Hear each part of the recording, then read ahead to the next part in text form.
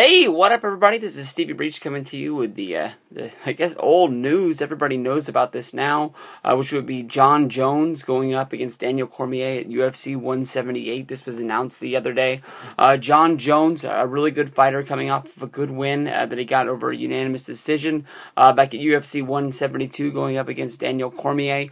It seemed that they had a lot of trouble trying to get Jon Jones into a fight. It seemed that, Jon Jones was going to defend his championship. He was going to be doing it against I screw up this guy's name every time. He's a great young fighter, Gustafsson.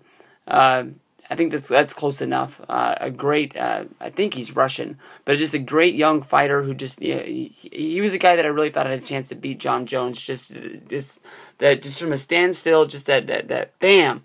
That punch, we've seen him knock down people time and time again, and he's a fighter who, since his debut fight that he won in just a matter of seconds, I thought that he had a really good chance of going in there and becoming a championship fighter.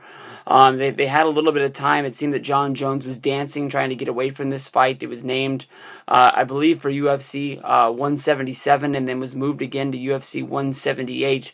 But then due to Gustafsson, had to pull out of the bout. He had a torn meniscus. Now Jon Jones is getting to fight the guy that he wants now in Daniel Cormier. If you get down to the UFC press conference of them announcing this, basically Daniel Cormier and Jon Jones have bad blood. They didn't want to. Basically, they didn't want this. If you go back and you watch the scene, it's basically Jon Jones and Daniel Cormier almost getting into it a few times before basically one of the UFC, he looks like a midget in there almost, just basically trying to get in there. I have my arms out and you can't see. Trying to hold them back like this before Daniel Cormier reaches up and he sort of shoves him. So many times you see these little dust-ups in boxing. You don't see these in UFC so many times because these guys know that once you get into the octagon, basically they shut the door. They're going to fight, and they're going to fight for real. They're going to get it on. But I mean, when Daniel Cormier went in and he went to go push Jon Jones, basically he got him all up in the throat, almost like if I was Jon Jones, I was thinking that he was going to try to choke me out right there, and not like a UFC chokehold. I mean, just grab a bitch and just start choking her out. But Jon Jones, he just started swinging like he was in there. I mean, this is one for the ages. Definitely, they put a lot of money in their pocket with this stunt that they pulled to the press conference. I'm sure that UFC, I'm sure that they like it and they don't like it at the same time. I mean, this fight, in a matter of 24 hours, got a whole lot of eyes on it. Basically, if I know about it, it's a big deal. I mean, I'm just getting my feet into the water of watching UFC, but if this is basically Sports Center worthy of them covering the press conference of a fight because it is. I mean, UFC must love the coverage, but at the same time, it's not good coverage to see your guys who already looked like as cavemen going out and into battle, battling each other, out in the streets pretty much.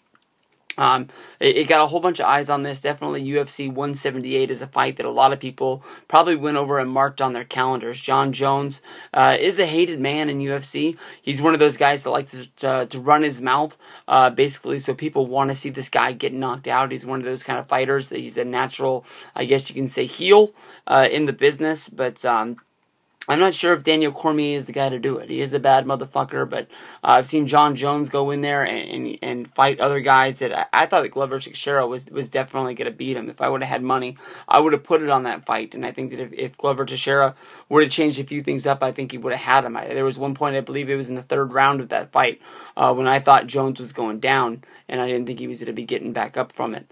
But definitely UFC 78 is going to be one for the ages. I think that definitely it's going to have a huge buy rate with Jon Jones on there. He's one of those guys that everybody tends to love. One of the things I love about this guy as a fighter is, he embraces the fact that everybody hates him.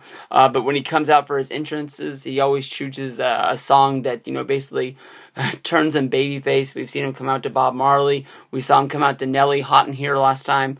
It's one of those songs that just when you come on, you want to take your shirt off and start waving it around your head and just getting down, and you don't even realize who you're cheering for once you get in the ring. But Jon Jones is always going to deliver a big number. UFC 178 is going to be a big one. Peace out. See you there.